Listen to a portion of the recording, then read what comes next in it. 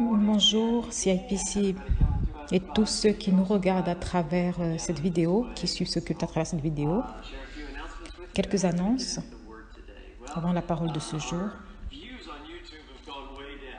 Alors, nos vues sur YouTube sont descendues. Je voudrais vous encourager donc à partager cette vidéo.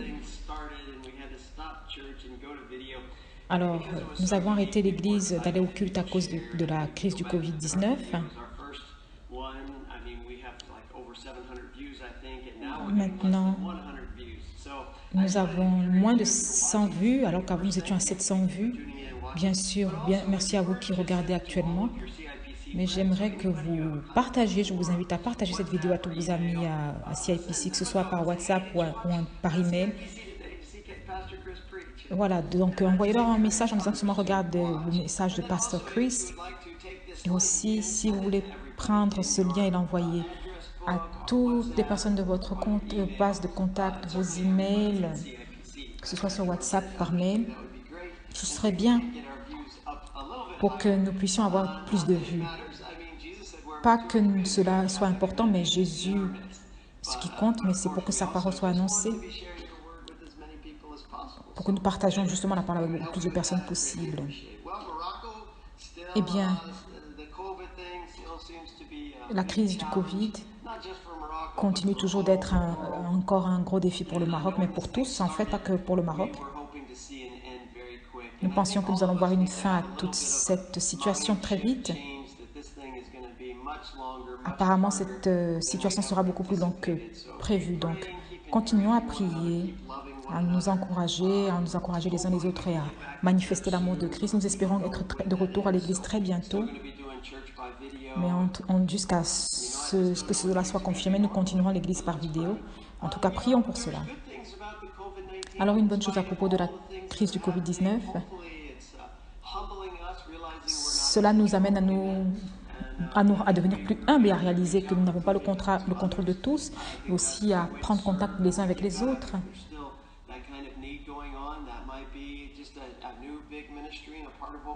Donc, désormais, ce sera aussi peut-être l'occasion de nous diffuser les messages de Christ par vidéo. Ce sera peut-être une plus grande partie de notre ministère. Donc, continuons à prier pour le Maroc, pour l'Église, pour que nous puissions retourner au culte très bientôt.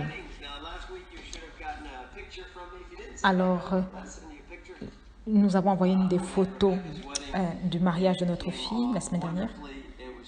C'était un très beau moment. J'ai été, bien sûr, j'ai eu à servir, en plus d'être papa des mariés, j'ai eu à servir pendant le mariage, le culte de ce mariage. Donc, nous avons prié, bien sûr, ensemble, nous avons pris la Sainte Seine. C'était un temps très spécial, donc ça s'est bien passé. Merci à tous ceux qui ont prié pour moi et pour nous. J'ai apprécié vraiment cela. Alors, l'école du dimanche des enfants, après ce service, vous pouvez regarder la vidéo, voilà, qui vous sera envoyée par lien. Alors, Mandy s'en occupe cette semaine et Carole sera de retour très bientôt, la semaine prochaine probablement. Ouais, alors, quelques liens pour la louange de ce jour. Brandon Lake, j'ai besoin d'un esprit, du Saint-Esprit, voulait-il dire, donc une très belle chanson. Et nous avons aussi une chanson de Richlin qui s'intitule Sang royal qui a été versé pour nous. Voilà, Amen. Très bien. Nous avons continué justement pour la parole relative bien sûr au temps de dîmes et offrandes. Nous continuons avec le livre des Proverbes. Donc aujourd'hui, nous lisons Proverbes chapitre 6. J'aimerais vous lire les 5 premiers versets sur le principe qui est partagé dans ces versets. Alors, celui qui a écrit le livre des Proverbes nous dit « Mon fils, si tu as cautionné ton prochain », donc il s'appelle mon fils, ma fille, hein. Si tu as consigné ton prochain, je lis de la version amplifiée, hein. Si tu as cautionné ton prochain, si tu t'es engagé pour autrui, si tu es enlacé par les paroles de ta bouche, si tu es pris par les paroles de ta bouche,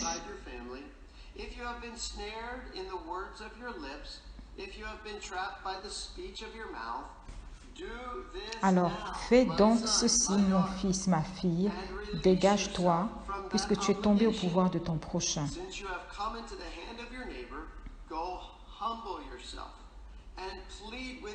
Va, prosterne-toi, fais des instances auprès de lui. Ne donne ni sommeil à tes yeux, ni assoupissement à tes paupières. Dégage-toi comme la gazelle de la main du chasseur, comme l'oiseau de la main de l'oiseleur. Donc le principe ici est de vous libérer de toute obligation financière possible. Et bien maintenant, nous avons payé notre loyer, l'électricité, de faire nos achats à l'épicerie. Nous avons des obligations financières chaque mois. Mais ici, ce que nous dit l'auteur est qu'il nous demande de nous dégager de tout engagement, enfin de toute obligation financière, y compris ceux qui sont nos paiements mensuels. Dans le monde, justement, c'est plutôt l'opposé. Ils essaient de nous... Le monde, en fait, met en place un système qui nous engage à payer des traites, des crédits tous les mois. Alors, j'ai vu... On avait vu justement avec Carole un nouveau type de pantalon qui était publicité, qui était mis en publicité. Et nous avons contacté cette compagnie pour dire que nous voulions acheter cette paire de pantalons. Et donc, il était question, d'après la compagnie, de s'engager en fait auprès d'un club pour payer chaque mois quelque chose afin de recevoir ce pantalon, mais aussi devoir acheter d'autres articles. Donc, ils savent bien que vous n'avez pas forcément besoin de toujours acheter quelque chose, mais c'est une façon de vous, comment dire, vous rendre, en quelque sorte, de vous enchaîner dans un système à travers ces paiements mensuels dans le club. S'il y a quelque chose pour lequel dont vous n'avez pas besoin que vous payiez, pour lequel vous payez un abonnement mensuel ou autre, libérez-vous-en. Voilà, libérez-vous. Ne donnez ni sommeil à vos yeux, ni assoupissement à vos paupières pour vous délivrer de cela. Comme la gazelle de la main du chasseur. Nous savons que la gazelle est un animal très rapide, qui court très rapidement. Et aussi, il nous dit de nous dégager comme un oiseau dans la main de l'oiseleur. Comment fait l'oiseau? Il se bat de toutes ses forces pour se libérer des mains de l'oiseleur. Donc, agissons comme la gazelle, comme l'oiseau, pour nous libérer de toute dette, de tout engagement financier qui n'est pas nécessaire,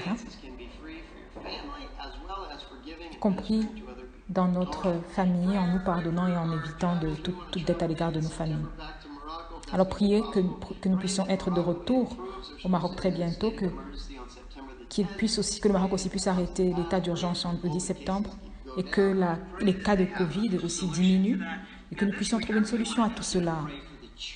Priez pour l'Église CIPC ainsi que toutes les autres églises dans le monde.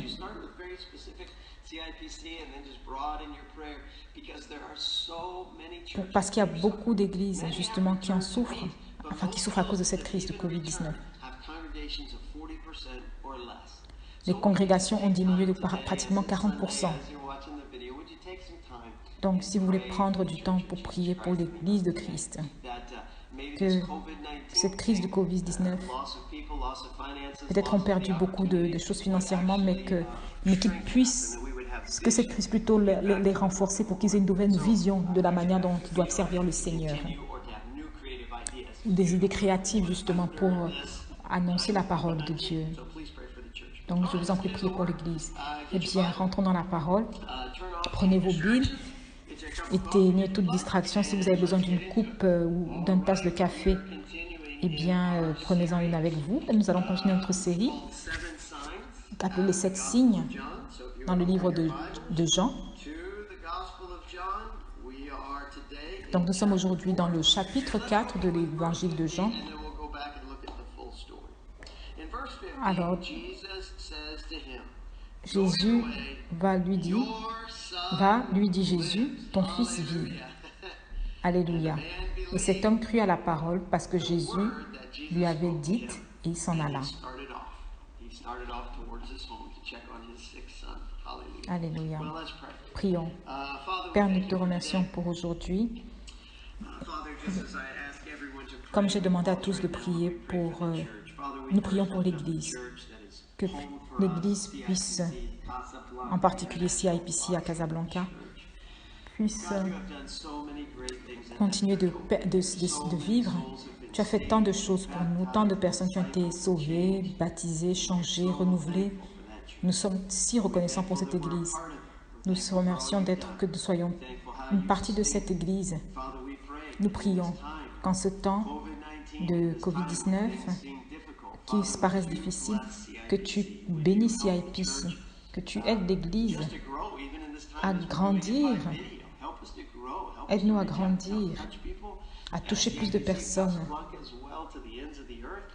à toutes les extrémités, sur toutes les extrémités de la terre.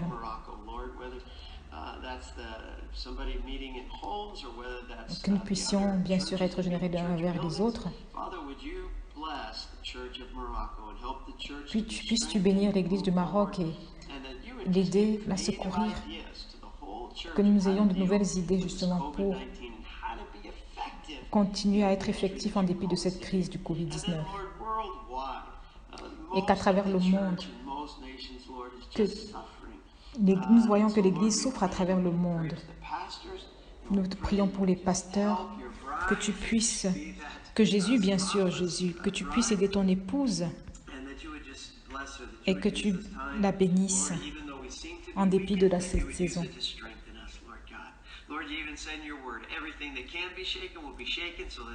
Nous savons que tout ce qui doit être ébranlé sera ébranlé, mais que nous sommes enracinés en ta parole, donc que nous sommes inébranlables. Et que l'Église soit donc forte. Bénis ton Église, bénis ta parole aujourd'hui. Ce passage que nous allons étudier en Jean chapitre 4. Et nous prions aussi pour recevoir ce que tu as pour notre vie aujourd'hui. Au nom de Jésus-Christ, nous avons prié. Amen. Et tout le monde dit Amen. Amen. Loué soit le Seigneur. Le titre de notre message aujourd'hui est ces mots de Jésus aujourd'hui, ton fils vit. C'est le titre de notre série. Le titre de notre série est les 7 signes. Alors notre premier message était l'eau changée en vin. Ensuite, aujourd'hui, nous parlons de la guérison du fils d'un officier. Donc, dans le premier message, nous avons étudié l'intention de Jean, qui est de prouver en fait que Jésus est le Fils de Dieu. Alors, nous allons relire cela en Jean chapitre 20, versets 30 à 31. Jésus a fait encore en présence de ses disciples beaucoup d'autres miracles qui ne sont pas écrits dans ce livre. Mais ces choses ont été écrites afin que vous croyiez que Jésus est le Christ, le Fils de Dieu, et qu'en croyant vous ayez la vie en son nom.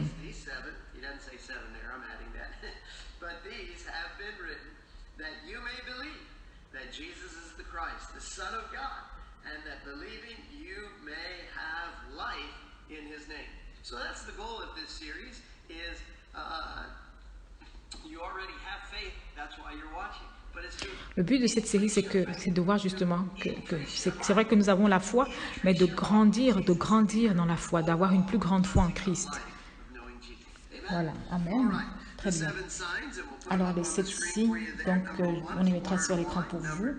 Donc, numéro 1, le changement en vin, le numéro 2, ce que nous étudions aujourd'hui, la guérison du fils d'un officier, la guérison ensuite d'un paralytique, c'est le 3e signe. Numéro 4, nourrir 5000 hommes. Numéro 5, Jésus marche sur les eaux. Numéro 6, la guérison d'un aveugle de naissance. Et enfin, la résurrection de Lazare. Alors, on y arrivera très bientôt. Alors, durant cette étude du livre de Jean, de l'évangile de Jean, je vous ai demandé de prêter attention à 4 mots en particulier, les signes. Voilà, donc nous voulons vraiment faire attention à ces points. Donc, les mots signes, les mots croire ou foi, avoir la foi. Oui. Donc, je vous encourage à le souligner cela. Nous avons aussi à prêter attention au mot vie ou au mot lumière, en tant que parlant de Jésus comme la vie, Jésus comme la lumière du monde, et aussi le mot monde qui renvoie en fait à l'humanité. Très bien. Donc, dimanche dernier, nous avons parlé du premier signe, l'eau changée en vin. Nous avons vu que le Jésus est maître de l'abondance. Et ce que nous allons voir au fur et à mesure de ces signes, que Jean montre Jésus comme le maître tant de l'abondance, en tournant l'eau en vin, mais aussi maître de la création. Quand ils étaient à court de vin, il n'a pas juste fait un petit peu de vin, il a fait beaucoup de vin. Si vous vous souvenez, la semaine dernière, nous n'avons pas vu, ce n'était pas mentionné dans la Bible, mais nous avons pu évaluer que c'était plusieurs milliers de litres de vin qu'il a transformé. Donc l'équivalent d'à peu près $200 000 en vin. Donc c'est vraiment le maître de l'abondance. C'est le maître de la création. Il a transformé l'eau en vin. Il n'a pas mis quelque chose dedans. Dans l'histoire, ils ont juste pris l'eau, ils l'ont goûté et elle était déjà transformée en vin. Donc, c'est vraiment le maître de la création. Et dans une des traductions justement de la Bible, il est dit que c'est le meilleur vin. Pas juste un très bon vin, mais le meilleur vin. Voilà, donc c'est vraiment le maître de la création. Amen. Amen. Et aussi, Jésus est le maître de la qualité. Tout à l'heure je le disais encore, il est dit que le vin était excellent, pas seulement très bon, mais excellent dans certaines traductions. Donc Jésus est vraiment le maître de l'abondance, de la création et de la qualité. Et donc Jean veut nous montrer que Jésus est maître de toutes choses, au-dessus de toutes choses. Et donc, quand nous parcourons justement ces signes, nous devons prêter attention pour savoir, Jésus nous révèle donc qu'il est maître. Qu'est-ce que ce signe nous révèle de Jésus en tant que maître? De quelles circonstances? Eh bien, la semaine dernière, nous avons vu que Marie, la mère de Jésus, croyait vraiment en lui. Car elle est allée à Jésus, elle a dit, Jésus n'ont plus de vin. Et il lui a dit, mais en quoi est-ce que cela nous regarde? Et Marie n'a pas répondu, elle a tout simplement dit au serviteur, quoi que ce soit qu'il dise, quel que soit ce qu'il dit, faites-le tout simplement. Donc Marie avait vraiment une grande foi en lui. Mais après ce miracle, justement, après ce miracle, ses disciples crurent en lui. Donc, nous savons déjà que ses disciples suivaient ses enseignements. Mais maintenant, ça était au point où ils ont eu une vraie croissance dans leur foi. Ils croyaient déjà en lui, mais maintenant, ils le voyaient comme un simple rabbin, un simple enseignant, mais maintenant, ils le voyaient comme voilà, au-dessus de ce simple rabbin qu'ils avaient l'habitude de voir. Donc maintenant, ils avaient un autre niveau de foi. Wow. Que Dieu soit loué. Et donc aujourd'hui, nous allons à Jean chapitre 4 et nous allons voir la guérison du fils de l'officier. Donc Jean chapitre 4, commençons au verset 46. Jean 4, 46. Il retourna donc à Cana en Galilée, où il avait changé l'eau en vin. Il y avait à Capernaum un officier du roi dont le fils était malade. Alors, très bien. Donc, nous ne savons pas beaucoup de choses à propos de cet homme. Dans ma traduction ici, il est dit que c'était un officier du roi. Et il avait un fils qui était malade. Voilà, en Galilée. Donc, nous ne savons pas grand-chose à son propos. Mais nous savons juste que c'était un grand voyage entre l'endroit où il est venu pour rencontrer Jésus.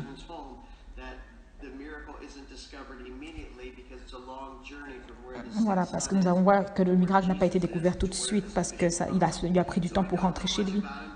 Donc nous ne savons pas grand-chose de lui. Donc nous pouvons imaginer que c'est un officier d'Hérode.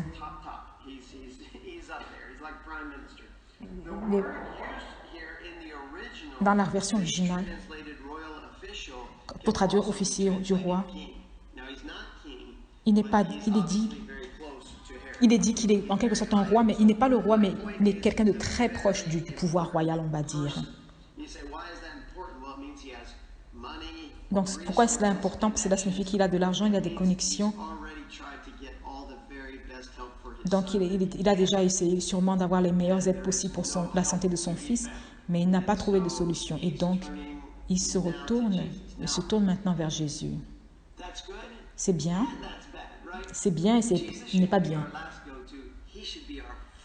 Jésus ne doit pas être notre dernier recours, il doit être notre premier recours en cas de souci, en cas de problème. Donc, qu'il nous guide, pour qu'il soit notre source, qu'il trouve soit notre solution.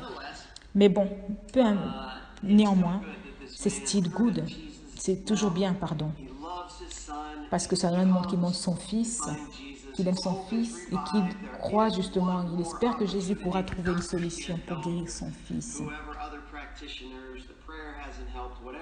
La prière n'a pas marché, tout ce qu'il a pu essayer n'a pas marché.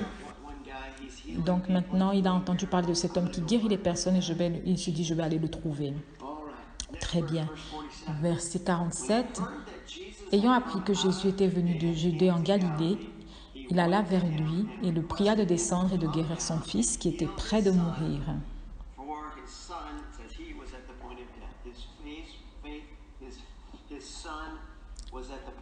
Donc son fils était sur le point de mourir. Et il va voir Jésus, lui dit, Jésus, pourrais-tu venir? Les difficultés, les problèmes nous frappent tous riches comme pauvres. Les gens de la classe moyenne, les démunis, les personnes normales. Nous sommes tous touchés par des problèmes. Et son fils. Donc il était désespéré, son fils étant sur le point de mourir. Il n'avait plus de ressources, il avait tout essayé, tous les moyens possibles à son niveau. Et maintenant, il va à Jésus. Et je voudrais vous rappeler qu'il est cherché Jésus. Pour trouver Jésus, c'était au moins un voyage d'une journée. Et parfois,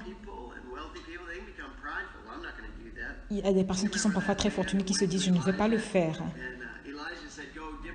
Vous vous souvenez de Naaman, justement, le sergent qui était venu pour la guérison auprès d'Élisée, et qui lui a dit, quand on lui a demandé d'aller se laver à la rivière, il a dit, mais pourquoi est-ce que je dois aller me laver à la rivière? Il avait pourtant la lèpre, hein, voilà, donc ce monsieur pouvait aussi avoir ce type d'orgueil et dire, pourquoi je vais voyager et voir Jésus? Mais il a mis de côté cet orgueil pour aller le chercher. Et Jésus lui répond, en verset 48, Jésus lui dit, si vous ne voyez pas de miracle, des prodiges, vous ne croyez point. Alors, quand cet homme dit, oh Jésus, j'ai besoin de toi, est-ce que tu pourrais venir et guérir mon fils? Et Jésus lui a répondu de la sorte.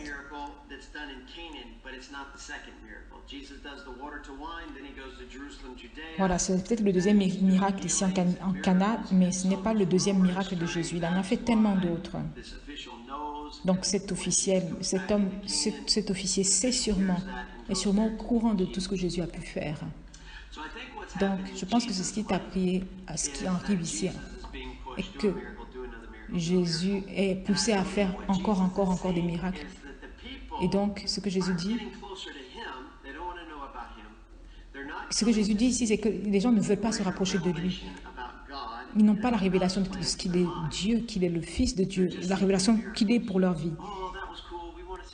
Ils sont plutôt dans le sens dans l'idée de dire, oh c'était super, s'il te plaît, fais-en encore d'autres.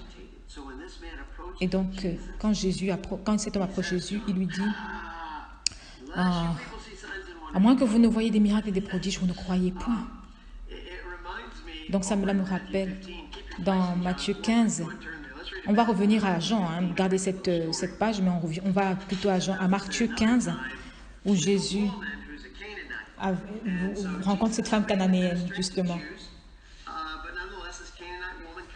Donc cette femme justement syrophénicienne, cananéenne, va à lui. Donc on lit au chapitre 15, verset 21. Jésus, étant parti de là, se retira dans le territoire de Tyr et de Sidon. Et voici une femme cananéenne qui venait de ces contrées lui cria: Aie pitié de moi, Seigneur, fils de David.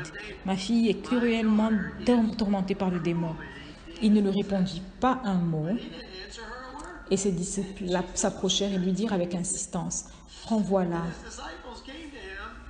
car elle crie derrière nous. Et il répondit: Je n'ai été envoyé qu'aux brebis perdues de la maison d'Israël. Donc cette femme dit, voilà, elle lui dit: Ma fille, elle est possédée par des démons, viens la délivrer s'il te plaît. Et donc les disciples disent: Jésus, renvoie-la. Et il lui dit justement: Je n'ai été qu'envoyé que pour les brebis perdues de la maison d'Israël. À cette femme cananéenne. Et donc elle vient se prosterner devant lui. Nous sommes au verset 25. Elle lui dit, elle s'humilie devant lui en disant: Seigneur, secours-moi. Waouh. Et il lui répond, verset 26. Il n'est pas bien de prendre le pain des enfants et de le jeter aux petits chiens. Waouh. Elle se prosterne devant lui et Jésus l'appelle chien. Regardez sa réponse, verset 27. Elle n'est pas offensée. Elle continue à répondre avec amour, considération pour Jésus. Elle lui dit: Oui, Seigneur, oui, appelle-moi un chien. Amen. Appelle-moi un chien. Mais les petits chiens mangent les miettes qui tombent de la table de leur maître. Waouh. Donc, elle reconnaissait que Jésus, oui, tu es vraiment au-dessus de tout, tu es au-dessus de moi, je suis comme un chien à tes yeux, à côté de toi. Mais je sais que les miettes peuvent tomber de la table de maître. Si tu peux nous permettre d'obtenir justement des miettes de tes miracles, de tes guérisons, voilà. Et Jésus lui répond au verset 28. Alors Jésus lui dit: Femme, ta foi est grande. Et la connexion avec une grande foi est une grande humilité.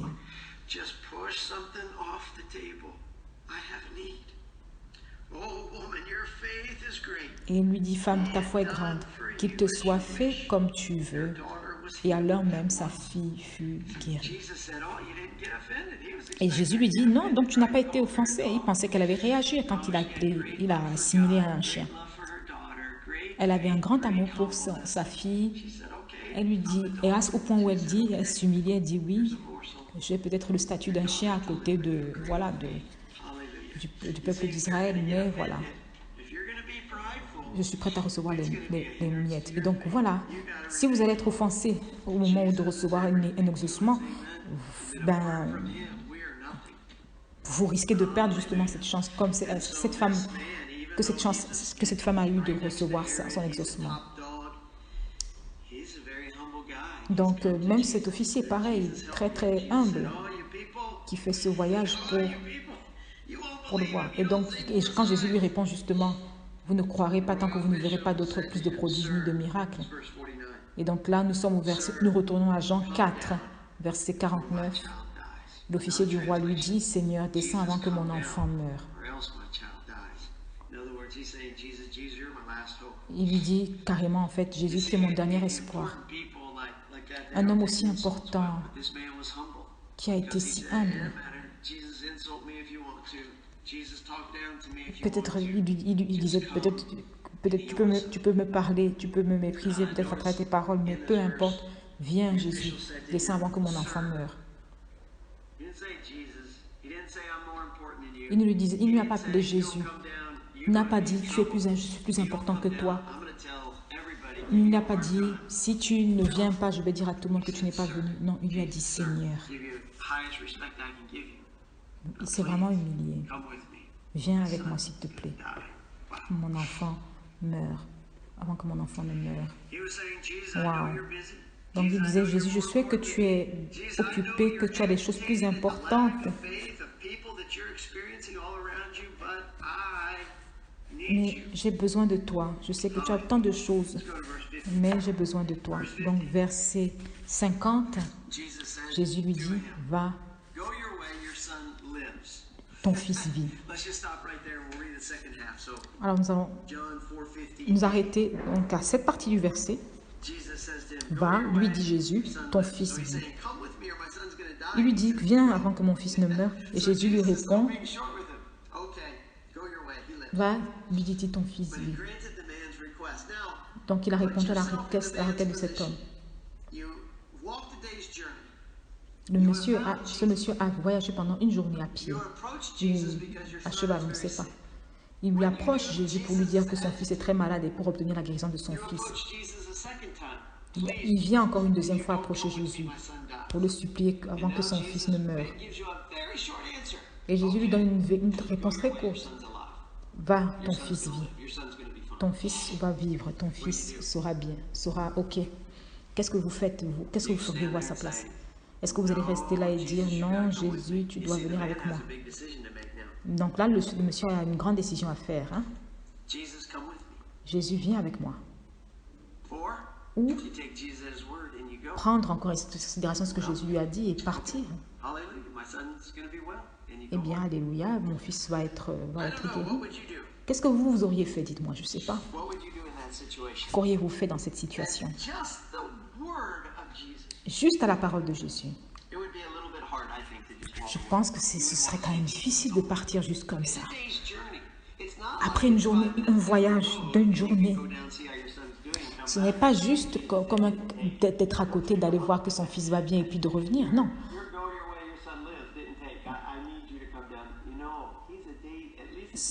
C'est au moins une journée de voyage. Car il pourrait très bien revenir et trouver son fils mort. Alors, qu'est-ce qu'a fait cet homme? Jean chapitre 4, verset 50, la suite, hein, verset 52. Et cet homme crut à la parole que Jésus lui avait dite et il s'en alla. Wow. Donc, il n'a pas essayé d'argumenter, il n'a pas essayé de négocier. Es-tu sûr, Jésus? Est-ce que tu es vraiment sûr? Il a juste cru en la parole. Et la foi lui a permis de décider de s'en aller. À ce moment précis, il s'en est allé. Wow. Ça, c'est de la foi. Verset 51.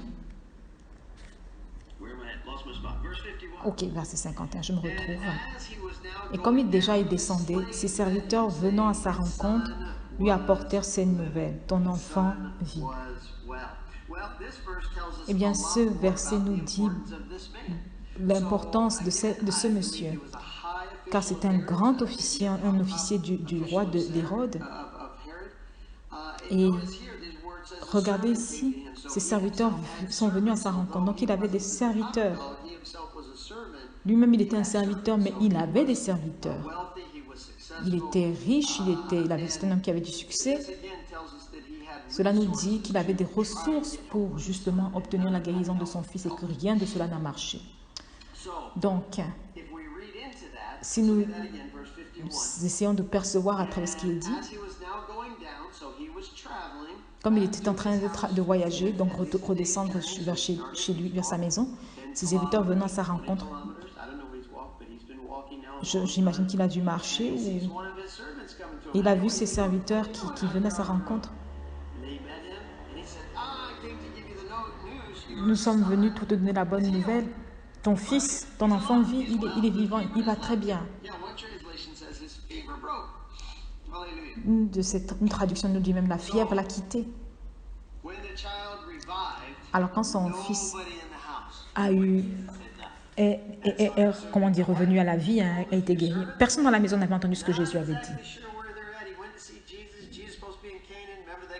Aucun d'eux n'avait vu à la maison Jésus, n'avait été au courant de ce que Jésus a dit.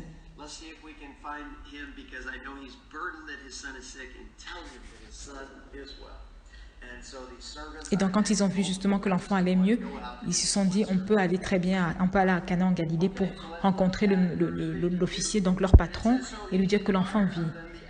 Et donc, en Jean, chapitre 4, verset 52, cet officier leur demanda à quelle heure il s'était trouvé mieux, son fils. Et lui dire, hier à la 7e heure, la fièvre l'a quitté. Il n'a pas demandé comment son fils a fait pour être guéri. Non. Quand s'est-il trouvé mieux? Ils lui ont dit justement que c'était à la 7e heure et il s'est rendu compte justement, en verset 53, que c'était à cette heure-là que Jésus lui avait dit « ton fils vit ». Donc il a compris que cet enfant avait été immédiatement guéri.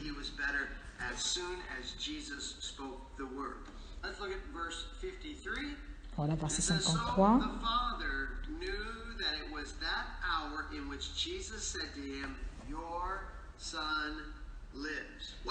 Wow. Arrêtons-nous juste là. Donc, immédiatement, au moment, cela s'est passé à l'heure, cela s'est produit à l'heure où Jésus lui a dit, ton fils vit. Cela n'a pas pris du temps pour que Jésus dise cette parole et qu'ensuite cette parole s'accomplisse. Donc, il n'y a aucun espace, aucun temps qui puisse limiter Jésus. Alléluia. Voyons la deuxième partie justement de ce verset. Après, ton fils vit. Et il crut, et lui et toute sa maison. Donc, il croyait, parce qu'il a marché de Capernaum à Canaan pour voir Jésus. Et quand Jésus lui a dit que son fils vit, il est parti, retourné chez lui. Voilà, donc il est retourné chez lui pour trouver son fils en pleine forme. Donc, il est devenu un prédicateur, on va dire, en guillemets, parce qu'il a cru et lui aussi, lui et toute sa maison.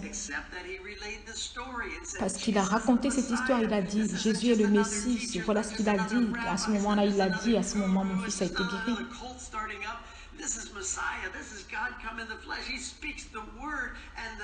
Il déclare une parole et les malades sont guéris. Même si c'est un endroit qui a 1 journée ou 2 journées de voyage, il est vraiment le Messie. Alléluia. Alors, juste en note, il est possible que cet officier, il est possible que ce soit cet homme qui est mentionné dans le livre de Luc, du nom de Chuza, et qui est devenu avec son épouse, Jeanne, vraiment des disciples de Jésus-Christ. Alors, nous allons revenir bien sûr à Jean, hein, mais nous allons voir dans Luc chapitre 8. Je pense que c'était ce monsieur. Ça pourrait être cet homme, ce noble. Voilà. Luc chapitre 8, verset 3. Jeanne, femme de Chuza, c'est le monsieur dont nous parlons, donc qui est intendante d'Hérode. Donc un servant haut placé d'Hérode. Et donc on continue, Suzanne et plusieurs autres qui l'assistaient de leurs biens. Donc cela nous montre que Jean et Chuza étaient des personnes qui avaient de bonnes ressources, des ressources importantes, et qui assistaient justement Jésus avec leurs ressources. Donc ils étaient vraiment des disciples assidus de Jésus-Christ.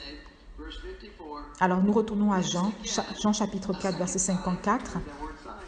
Voilà, donc il est dit, Jésus fit encore ce second miracle, ce second signe, lorsqu'il fut venu de Judée en Galilée.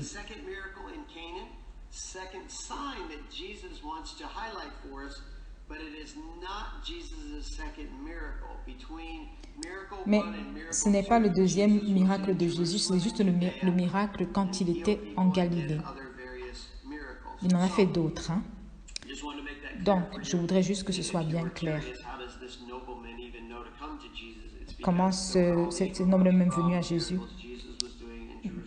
Mais c'est parce qu'il a entendu tout ce que Jésus a fait à Jérusalem et ailleurs. Donc, nous voyons ici que Jésus voulait que les gens viennent le rencontrer, viennent le connaître, faire sa connaissance.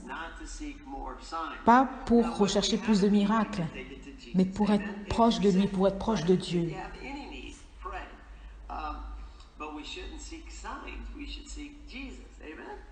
Ainsi, nous aussi, nous ne devons pas rechercher les miracles, mais ici, nous devons rechercher Jésus.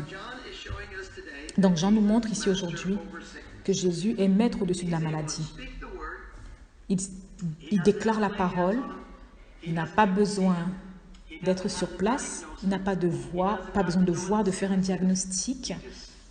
Il déclare juste la parole et l'enfant a été guéri. Même si c'est à une journée de voyage. Donc cela signifie à peu près 25 à 50 km et Jésus déclare la parole et la personne est guérie. Donc Jésus est maître au-dessus de la maladie, mais il est aussi maître sur la distance. Il n'est pas ralenti par la distance. Et sur l'espace, sur le temps. Donc tout cela, la maladie, le temps, l'espace, la distance, tout cela, Jésus est maître au-dessus de tout cela. Il n'est pas ralenti, il n'est pas freiné, il n'est pas ralenti par ces choses. Alléluia. Alors terminons aujourd'hui avec une parole dans le livre de Romains, Romains chapitre 10. Romains chapitre 10. J'aimerais vous lire un petit passage et nous terminerons. Romains 10, verset 5. Il est dit, en effet, Moïse définit ainsi la justice qui vient de la loi. L'homme qui mettra ces choses en pratique vivra par elles. Verset 6, mais voici comment parle la justice qui vient de la foi.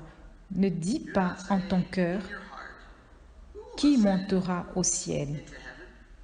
C'est en faire descendre Christ. Verset 7, ou qui descendra dans l'abîme? C'est faire remonter Christ d'entre les morts. Que dit-elle donc? La parole est la foi. Que dit-elle donc? La parole est près de toi, dans ta bouche et dans ton cœur. Or, c'est la parole de la foi que nous prêchons.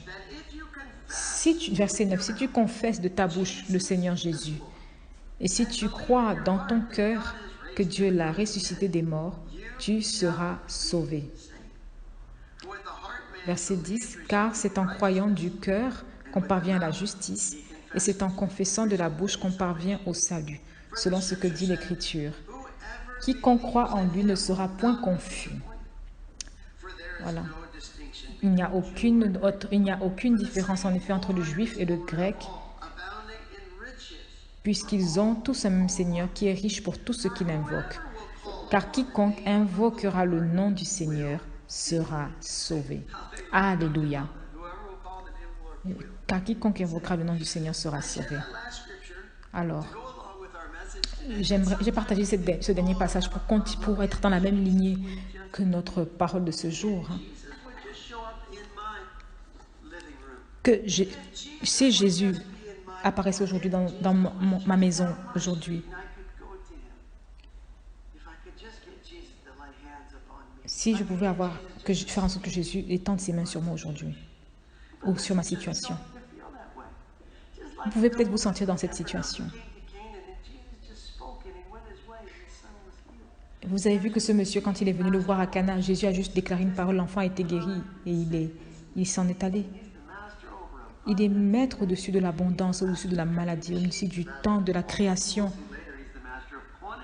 de la qualité, de la quantité même, de l'espace, de la distance, du temps. Quelle que soit la situation, il est maître de cette situation. Donc nous avons juste à prier, lui remettre nos besoins, comme nous l'avons vu aujourd'hui. Humilions-nous, prosternons-nous. Je ne sais pas quelle position vous adoptez le plus souvent pour prier, mais vous devez agir avec humilité. Sur vos genoux, agenouillez-vous si nécessaire, pour dire oui Jésus, je sais que je ne suis qu'un chien peut-être, vraiment juste pour vous humilier, pas pour vous considérer comme tel, mais pour vous humilier devant sa face. Je sais que vous êtes une fille de Dieu, mais que vous n'êtes pas un chien, mais c'est juste une façon de vous expliquer comment vous humilier. Humiliez votre cœur devant le maître de toutes choses. et de lui demander de venir dans votre situation, dans votre problème, et qu'il puisse y apporter une réponse. Alléluia. Alors, priez de cette façon aujourd'hui, si vous avez une situation que vous traversez, et de lui confier tout problème que vous puissiez avoir. Nous allons voir que Jésus est maître de toutes choses, maître de l'abondance, de la création, de la maladie, de la distance, de l'espace, du temps. Il n'est pas loin, il est près de vous, près de nous, dans nos cœurs. Alors prions à présent, quel que soit votre besoin, demandez au Seigneur, invoquez le Seigneur, qu'il soit près de vous en ce moment. Et je suis sûre que maintenant que vous regardez ce message, peut-être votre enfant est malade ou je ne sais pas. Peut-être que vous avez une fille qui est malade, je ne sais pas. Peut-être que vous avez besoin de nourriture, peut-être que vous avez besoin de fonds pour payer leur loyer, peut-être qu'ils ont besoin d'un travail, peut-être qu'ils sont malades, ils ont besoin d'un ami, peut-être qu'ils ont perdu un enfant durant cette crise du Covid-19, peut-être qu'ils sont déprimés et qu'ils ont besoin de ton Esprit Saint pour ramener la joie dans leur cœur. Quelle que soit la situation, pour laquelle il prie, que Seigneur Jésus, tu sois auprès d'eux. Je sais que tu es la réponse, alléluia. Et que Jésus soit la réponse à tout besoin, à toutes les prières de chacun d'entre nous. Aide-nous à avoir la même confiance, la même foi que cet homme, que cette femme cananéenne a eue à ton égard. Qu'elle puisse s'humilier devant toi et dire, Jésus, j'ai besoin de toi. Donc Jésus, viens. Puisses-tu combler ses besoins, guérir les malades, leur amener l'espérance, la joie, l'aide, des percées, que les oppressions soient brisées en ce moment. Je prie pour qu'ils reçoivent ta vie en abondance. Qu'ils soient tous encouragés aujourd'hui. Alléluia. Au nom de Jésus-Christ, nous avons prié. Amen, amen, amen. Que Dieu soit loué. Alors, nous disons la bénédiction tous ensemble. Que la grâce de notre Seigneur Jésus-Christ et l'amour du Père, la communion du Saint-Esprit soient sur nous. Amen, amen, amen. Que Dieu vous bénisse et une bonne journée, une bonne semaine dans le Seigneur. Alors, nous allons continuer avec la semaine prochaine, le 3e signe. Voilà, donc ne manquez surtout pas, soyez là la semaine dernière. Donc, je vous invite à bien sûr partager le message avec vos amis de CIPC. Voilà. Et lui demander pourquoi pas ce qu'ils en pensent, leur avis, en discuter dans vos conversations. Amen. Et pour ainsi amener plus de personnes à être impliquées à écouter la parole de Dieu. Merci beaucoup et je vous vois la semaine prochaine. Que Dieu vous bénisse. Bye bye.